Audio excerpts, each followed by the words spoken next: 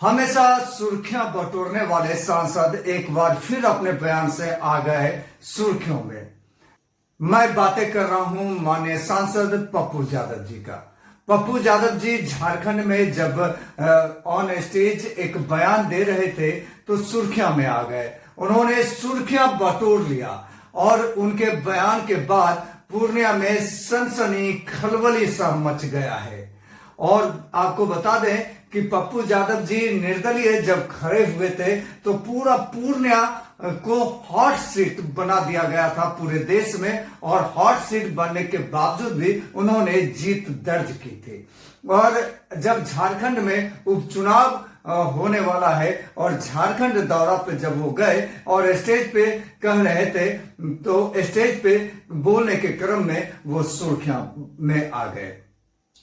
हाथों हाथ लोगों ने देश में उन्हें लेना शुरू कर दिया, जबकि आप बखूबी जानते हैं कि सांसद महोदय किसी न किसी बहाने सुर्खियां में बने रहते हैं। अभी कुछ दिन पहले इन्हें धमकियां भी दी गई थी और धमकी देने वाले कुछ आपराधिक तत्व पकड़े भी गए। अब झारखंड जब वो प्रचार प्रसार के लिए गए तो जब वह कह रहे थे और माननीय प्रधानमंत्री जी के विषय में वो कुछ कह गए तो आइए सबसे पहले यह वीडियो देखते हैं कि उन्होंने स्टेज पे क्या कुछ कहा।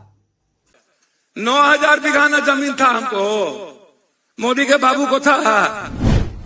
आपको घबराने की जरूरत नहीं है, सरकार से ज्यादा पैसा हमारे पास है औकात मोदी को। हमको औकात था है। हेमंता बोल रहे थे, हेमंत विश्वा शर्मा, उसका नाम इतना प्यार से कह लेते। यही हेमंता विश्वा गुंडा, इससे हम इतना लड़े थे। इनका कहानी हम ना जानते हैं। ए पागल आदमी, हम सदन में हमसे मुड़ी उठाता है सब। पप्पू यादव के देखते ही इन लोग का मंदी हो जाता है। हमको चैलेंज कर रहा था, mister Yadav this is the not proper way and proper this thing. हमको ओथ के दिए। जिस दिन हम रीनीट की बात कर रहे थे, हैशटैग रीनीट, हमको ये ज्ञान सिखा रहा। हमने कहा अनुकंपा पर जीने वाला ज्ञान सिखाते हो। तो पप्पू यादव पूरे देश का इलाज अकेले कराता है। औकात है मोदी तेरे को? पूरे कोरोना में अकेला गरीब को घर घर पैसा पहुंचाए।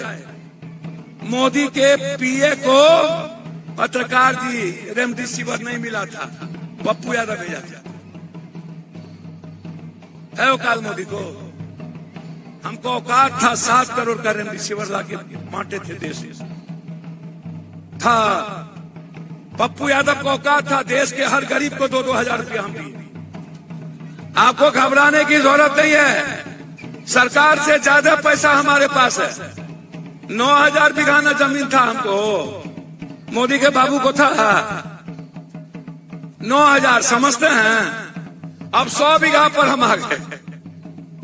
अब ये नहीं है, बांटते बांटते 100 बीघा पर आ गए। यही हेमंता विश्वा गुंडा, इससे हम इतना लड़े थे, इसको पता नहीं। हम यहाँ मुख्यमंत्री होते ना, इसको हम आजीवन जेल में ठूस के ऐसा करते कि इसका हालत खराब कर देते। ये इनकम टैक्स और ईडी का डर दिखाता है। इनकम टैक्स और ईडी का, भैया तो और राइफल गोली उगलेगा, हमारा राइफल फूल उगलेगा, तो पगला है। और ये हेमंता, इसका तो हम इसको तो ऐसा करेंगे, इसकी बीवी के नाम से, पता है ना आप लोग को?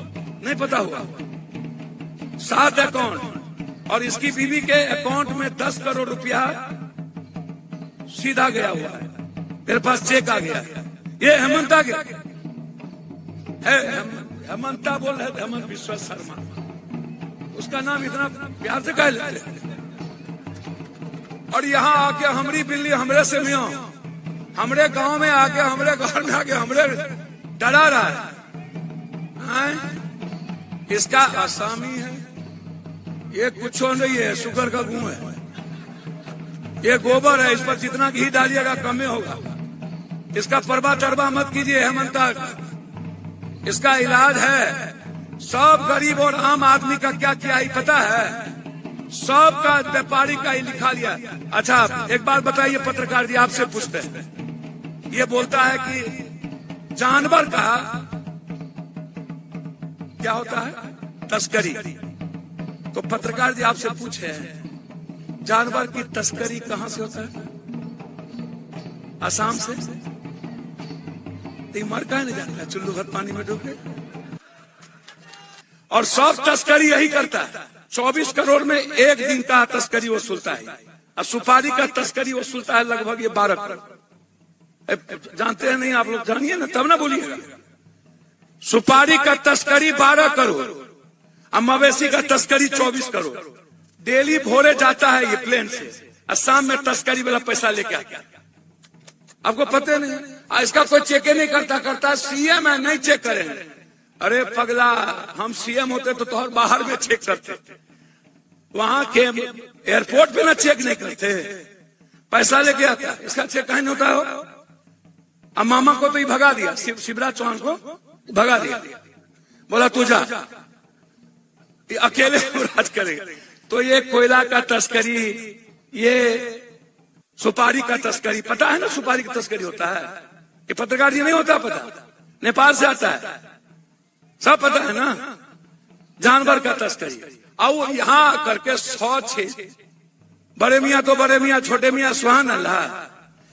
माननीय सांसद महोदय हमेशा ही किसी न किसी पर बरसते नजर आए हैं अपने मीडिया प्लेटफॉर्म पे।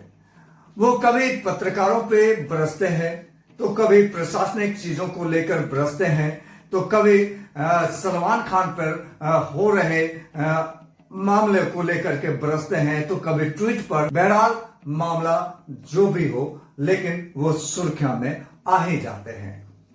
अब इस बयान के बाद जब वो सुर्खियों में आ गए, तो पूर्णिया के सोशल मीडिया पे भी क्रिया प्रतिक्रिया आना शुरू हो गया।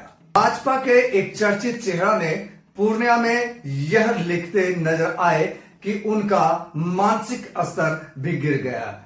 ये स्क्रीन पे चल रहा है, जो मैं बोल रहा हूं ये स्क्रीन पे चल रहा है कि जो जिन्होंने लिखा है वो, उन्होंने यह लिखा कि माननीय प्रधानमंत्री पर टिप्पणी करने से अपने मानसिक स्तर को सभी के सामने ला दिया है। यह भी लिखा कि वैसे तो वो अपने बड़बोलेपन और छिछोलापंथी के लिए पहले से मशहूर है, पुनः इस प्रकार के बयान से पूर्णिया को शर्मसार कर दिया है। माननीय सांसद महोदय के एक खास व्यक्ति ने फेसबुक पर लिख दिया कि 2029 तक लोगों को यूं ही जलन होता रहेगा। अगर जलन होता है तो आप बरोलिन लगाओ। कुछ लोगों ने यह लिख दिया कि प्रणाम पूर्णिया नहीं, अपराधियों से मुक्ति चाहिए। वहीं सांसद महोदय के दूसरे व्यक्ति ने यह लिखा कि भाजपा के अब सत्ता बिहार में समाप्त हो जाएंगे, इसलिए भाजपा बौखला गए हैं और वह कुछ से कुछ बोल रहे हैं। उनका उल्टा गिनती शुरू हो गया। आपने जितनी भी बातें सुना, इन बातों से क्या होगा पूर्णिया का विकास? चाहे जो भी हो, बीजेपी के लोग हो या सांसद महोदय के लोग हो, उन्होंने जो बातें की, तो क्या उनसे आम आवाम को मिल पाएगा उनका हक हुकूक? क्या आम आवाम को मिलेगा उनका अधिकार? क्या सिर्फ माननीय सांसद महोदय के अकेले दान करने से या अकेले पैसे बांटने से पूर्णिया का हो सकेगा संपूर्ण विकास? ये आप खुद बताएं, खुद सोचें। आपके पास छोड़े जा रहा हूं एक सवाल, दे हमें जवाब। आपके जवाब का रहेगा चैनल को इंतजार। अगले खबर तक चैनल के ओर से मैं शशिकांत आप तमाम सुधी दर्शक को प्रणाम करता हूं, सलाम करता हूं, सत श्री अकाल करता हूं।